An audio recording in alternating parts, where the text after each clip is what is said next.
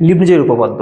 এই উপপাদ্য পরীক্ষায় যে কতবার আসছে এটা আসলে কল্পনার বাইরে। যদি এখানে লেখা হয় যে কত কত সালে আসছে, আসলে বোর্ডেই ধরবে না। খুবই গুরুত্বপূর্ণ এই উপপাদ্যটি আজকে আমরা খুব সহজে সমাধান করব। চলে আসো, আমাদের এখানে বলছে যে লিবনিজের উপপাদ্য বর্ণনা সহ প্রমাণ করো। তার মানে এটাকে আমাদের শুরুতে বর্ণনা করতে হবে, তারপর আমাদের এটা প্রমাণ করতে হবে। তাহলে প্রথমে আমরা লিখে নিব হচ্ছে বর্ণনা। দেখো, বর্ণনার পার্ট তোমরা জাস্ট একটু মনে রাখবা যে বর্ণনাটা কি হবে। তোমরা যারা এই অধ্যায়ে ম্যাথগুলো সলভ করেছো, কারণ আমি আগে ম্যাথ সলভ করেছিলাম, তারপরে চলে আসতেছে উপপাদ্যের পার্টে। এই কারণে তোমাদের এই উপপাদ্যটা সলভ করতে আরো বেশি সহজ হবে। তাহলে দেখো, এখানে লিখে নিবা প্রথমে হচ্ছে বর্ণনা।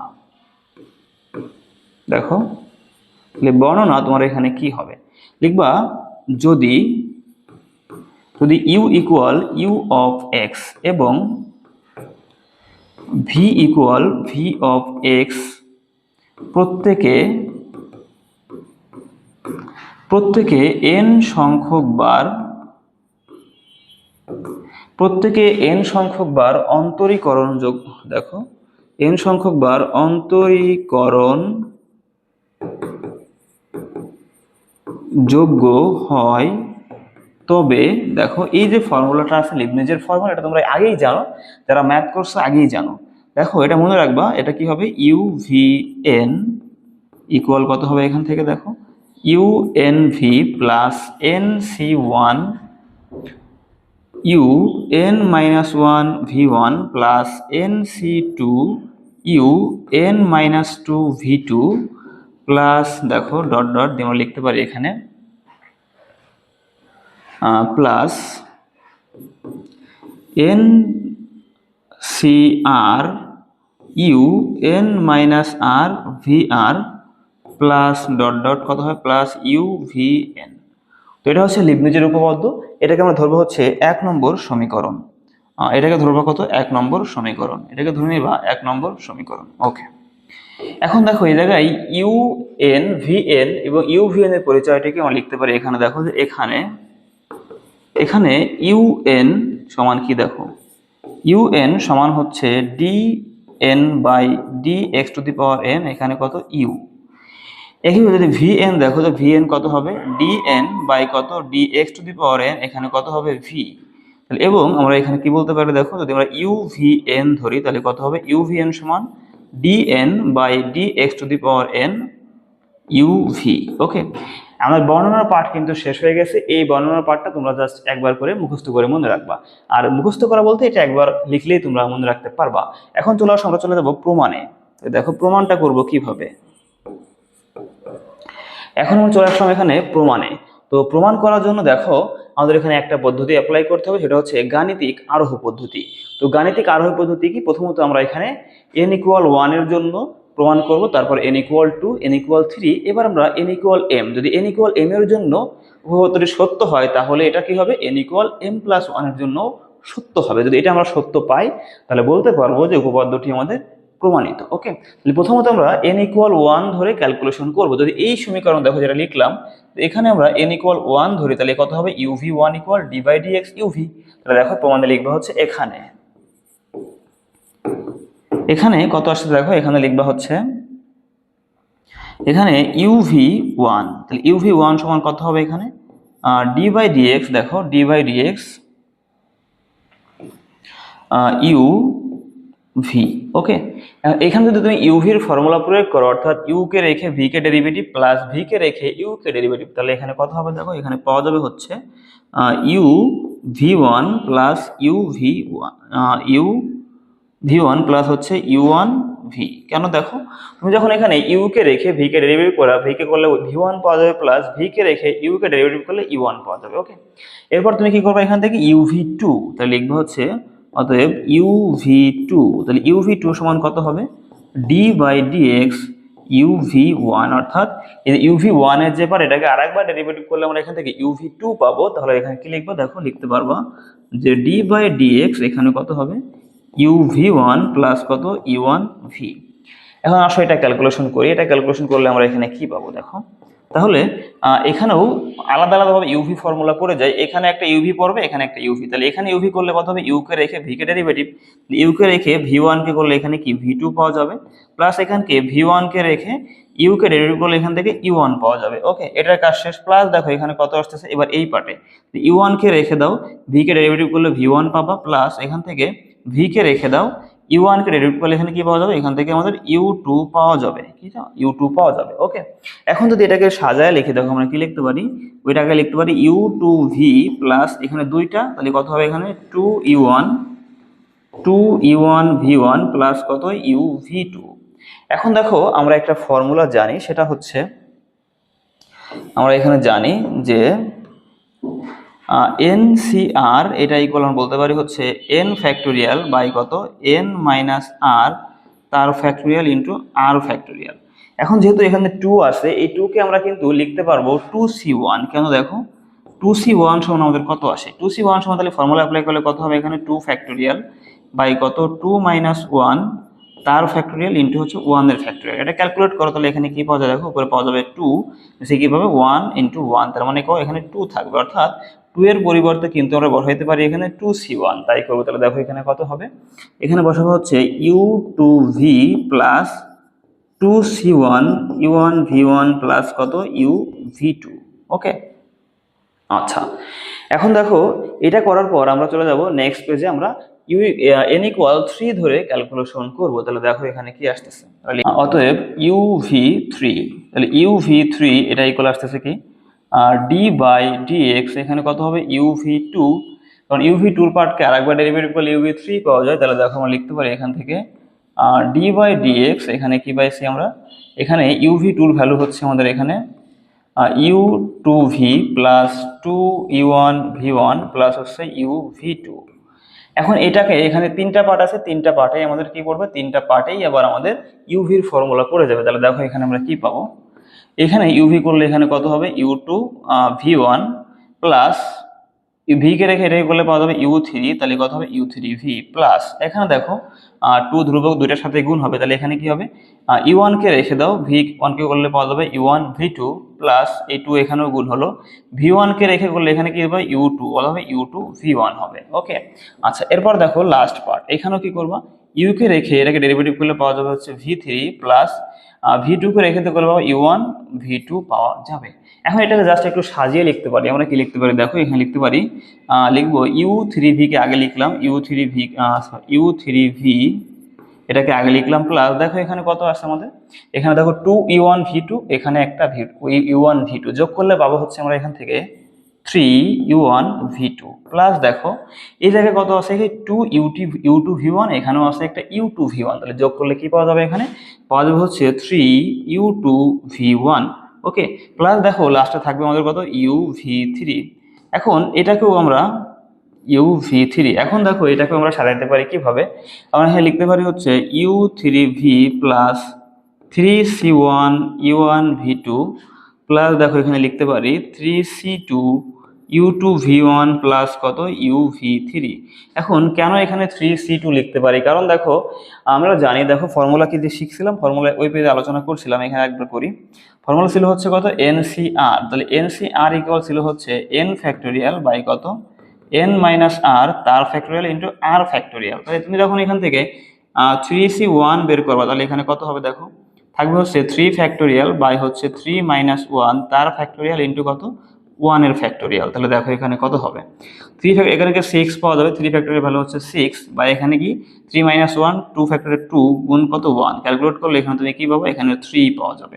আবার দেখো তুমি যদি থ্রি সি টু করো, তাহলে এখানে কত হবে থ্রি ফ্যাক্টোরিয়াল বাই কত হবে থ্রি মাইনাস টু তার ফ্যাক্টোরিয়াল ইন্টু কত টু ফ্যাক্টোরিয়াল। তাহলে দেখো এখানে কত হয় সিক্স বাই কত ওয়ান গুণ টু, এখানে কি পাবো থ্রি। তার মানে দেখো এই দুইটা একদম সেম জিনিস, তাহলে তুমি থ্রির পরিবর্তে কি থ্রি সি টু বসাইতে পারো, আবার থ্রির পরিবর্তে থ্রি সি ওয়ান বসাইতে পারো। দেখো এই কারণে বসালাম, এই থ্রি এর পরিবর্তে থ্রি সি ওয়ান, এখানে থ্রি সি টু। তাহলে দেখো আমাদের কিন্তু যে লিবনিজের সিকোয়েন্সটা কিন্তু এটা মেনটেন করতেছে, অর্থাৎ লিবনিজের যে এক নম্বর ফর্মুলা লিখছি ওটা কিন্তু সিদ্ধ করে ফেলছে। তাহলে আমরা বলতে পারি এখানে যে এন ইকুয়াল, আমরা বলবো এখানে দেখো যে অতএব n ইকুয়াল 1 2 3 এর জন্য 1 নং সত্য। এবার ধরে নিব, এখন আমরা চলে যাব n ইকুয়াল m এর জন্য। তাহলে লিখবো হচ্ছে ধরি n ইকুয়াল m এর জন্য। তো দেখো n ইকুয়াল m এর জন্য উপপাদ্যটি সত্য, সত্য। তাহলে জাস্ট কি করবা, দেখো যখন n ইকুয়াল m এর জন্য সত্য হবে, তাহলে তুমি যে 1 নম্বর সমীকরণ তোমার আছে ওইখানে জাস্ট যেখানে n আছে সেখানে তুমি কি বসাই দিবা, দেখো এই যে এখানটায় যেখানে তোমার n আছে সেখানে তুমি জাস্ট m বসাই দিবা। ওকে, তাহলে দেখো এটা বসালে আমরা এখানে কি পাবো, তাহলে এখানে পাবা হচ্ছে, দেখো লিখবা তাহলে আমরা এখানে লিখতে পারি, দেখো UVM সমান এখানে কি পাওয়া যাবে, আমাদের পাওয়া যাবে হচ্ছে UMV plus MC1 UM-1 V1 plus এখানে কি পাওয়া যাবে হচ্ছে MC2 UM-2 V2 plus dot এখানে কি পাওয়া যাবে MCR UM-R VR প্লাস দেখো ডট দিয়ে পাবো হচ্ছে প্লাস কত UVM। ওকে, তাহলে দেখো আমরা কিন্তু জাস্ট n ইকুয়াল m এর জন্য উপপাদ্যটি সত্য এটা প্রমাণ করলাম। এখন এটাকে ধরবা হচ্ছে আমরা 2 নম্বর সমীকরণ ধরে নিবা এটাকে। এখন এই 2 নংয়ে আমাদের কি করতে হবে, x এর সাপেক্ষে আমাদের অন্তরীকরণ করতে হবে, ঠিক আছে। তাহলে 2 নংকে x এর সাপেক্ষে অন্তরীকরণ করলে কি হয়, দেখো লিখবা হচ্ছে 2 নংকে x এর সাপেক্ষে অন্তরীকরণ করে। এখন দেখো এখানে x এর সাপেক্ষে অন্তরীকরণ করব কেন, কারণ আমরা জানি যে আমি বলেছিলাম যে n ইকুয়াল m এর জন্য যদি ইহা সত্য হয় তাহলে n ইকুয়াল m+1 এর জন্য সত্য হবে। তাহলে তুমি যখন এখানে 2 নংকে x এর সাপেক্ষে অন্তরীকরণ করবা, তাহলে এখানে আছে কত UVM, তাহলে UVM কে একবার ডেরিভেটিভ করলে 1 বেড়ে যাবে, তার মানে m+1 হয়ে যাবে না, তাহলে এখানে কত হবে UVM+1। তাহলে এটার জন্য আমরা মূলত অন্তরীকরণ করব। এখন মূলত লিখবো আমরা এখানে অন্তরীকরণ করে, কিন্তু আমরা মূলত আসলে অন্তরীকরণ করব না, আমরা এখানে একটা চালাকি করব, এখানে একটা ট্রিক্স অ্যাপ্লাই করব। কি সেটা, যেখানে m আছে সেখানে জাস্ট আমরা m+1টা বসাই দিব। ওকে, তাহলে দেখো ওইটা বসাই দিলে আমরা এখানে কি পাই, তাহলে এখানে পাবা হচ্ছে এখানে কত UVM+1 ইকুয়াল এখানে পাবা হচ্ছে UM+1V প্লাস এখানে কত আসছে, দেখো এখানে হচ্ছে m+1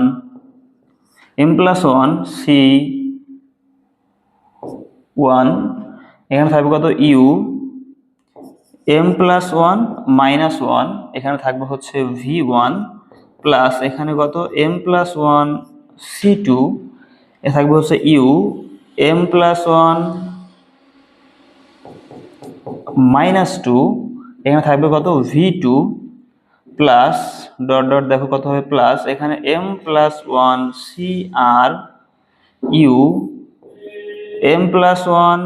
UM+1-R, এখানে কত VR প্লাস দেখো কি আসতেছে প্লাস ডট দিয়ে এখানে কি পাবা প্লাস UVM+1, এটা পাওয়া যাবে। ওকে, একটা চালাকি করে আমরা যদি এখানে অন্তরীকরণ করতাম, অন্তরীকরণ করে আর 2-1 লাইন ক্যালকুলেশন করে আমরা আসলে এই লাইনেই চলে আসতাম। জাস্ট আমরা এখানে চালাকি করলাম যাতে আমরা সহজে সমাধানটা করতে পারি। তাহলে এটা করার পর দেখো এখানে কি লিখবা, এই লাইনটাকে একটু আমরা আরেকটু সাজায় লিখবো নেক্সট পেজে। তাহলে দেখো এখানে কি পাচ্ছি আমরা, সাজায় লিখলে আমরা এখানে পাবো হচ্ছে বা UVM+1 ইকুয়াল এখানে কি থাকবে, এখানে থাকবে হচ্ছে m+1, এখানে কি ছিল সরি এখানে থাকবে হচ্ছে UM+1V প্লাস এখানে কি এখানে থাকবে হচ্ছে m+1 C1।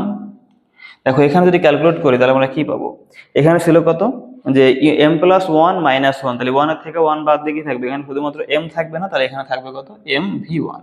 তাহলে এখানে পাবা UM এখানে কত V1 প্লাস এখানে কি পাওয়া যাবে, এখানে পাওয়া যাবে হচ্ছে m+1 C2। এখানে কি ছিল দেখো এখানে যদি এই পার্টটা একটু দেখি UM+1-2, অর্থাৎ 1 এর থেকে -2 বাদ দিলে -1, তাহলে থাকবে UM-1 V2। তাহলে এখানে থাকবে কত, এখানে থাকবে হচ্ছে UM-1 V2।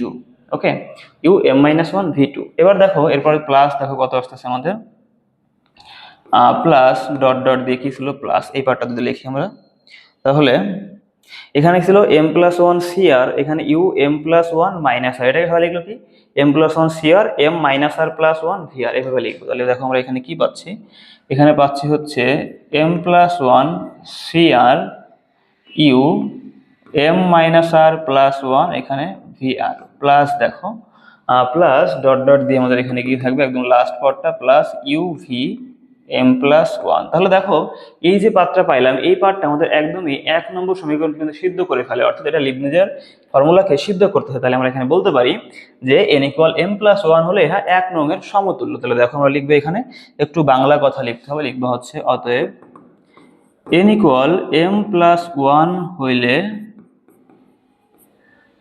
ইহা কি হবে, ইহা 1 নং এর সমতুল্য, 1 নং এর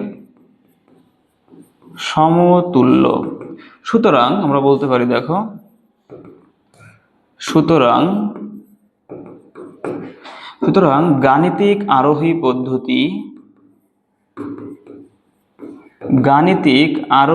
পদ্ধতি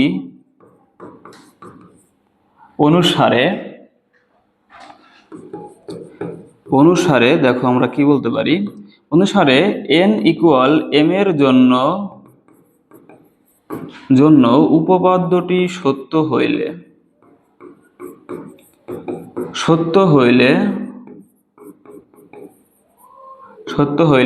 n equal m plus one এর জন্য কি বলো সত্য, 1 এর জন্য সত্য। তাহলে দেখো বলতে পারি আমরা